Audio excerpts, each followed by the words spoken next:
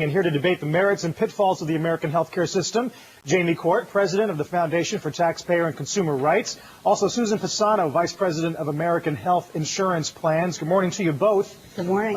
Jamie, you've actually seen the film, have you not? Yeah, I saw it with about 1,500 nurses in Sacramento a week ago, and I was blown away by it. I mean, I thought it was not a political movie, not an angry political movie, but really a sad movie that hit the emotional chords about what's happening both to the insured and the underinsured and the uninsured.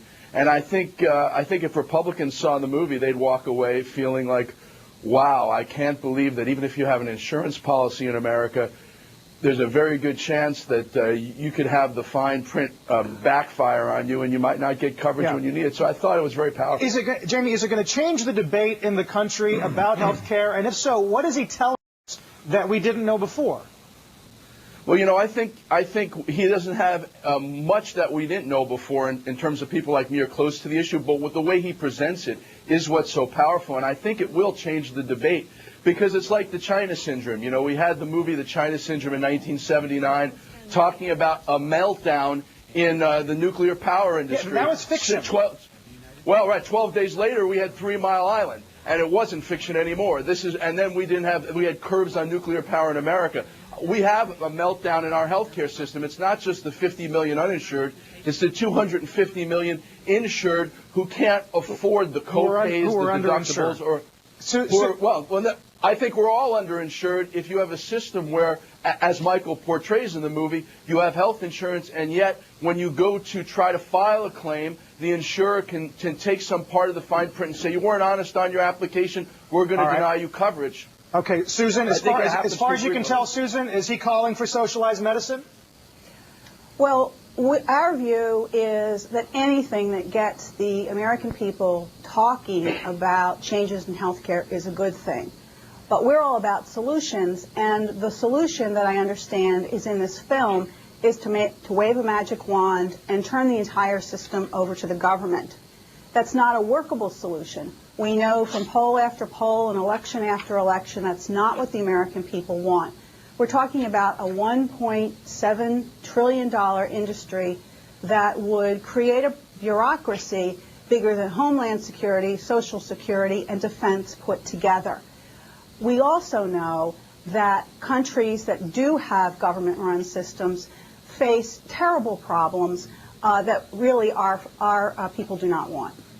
And Susan, make a case for why we need to continue to rely on the private system. What did the table that would offset?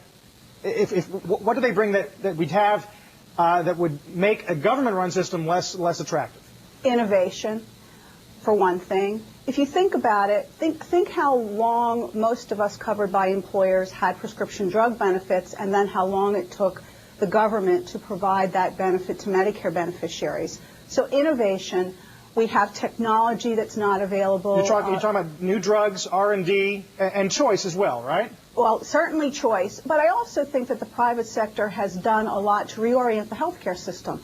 We're very focused now on prevention, very focused on wellness, focused on how to treat chronic disease better so that people are healthier and live more productive lives. Jamie, can you argue with that? Can you imagine a system where we turn into Europe and we're actually going over there to get drugs rather than staying here?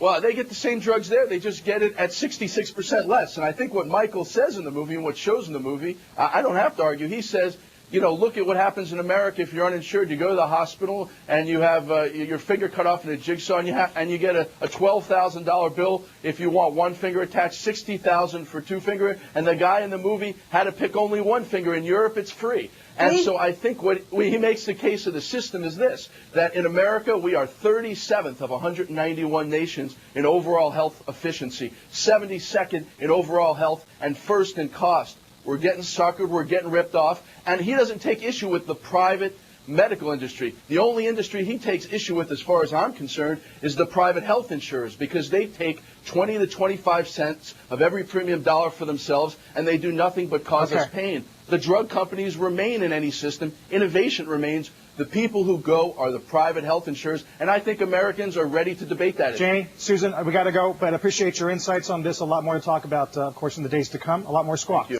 For a break.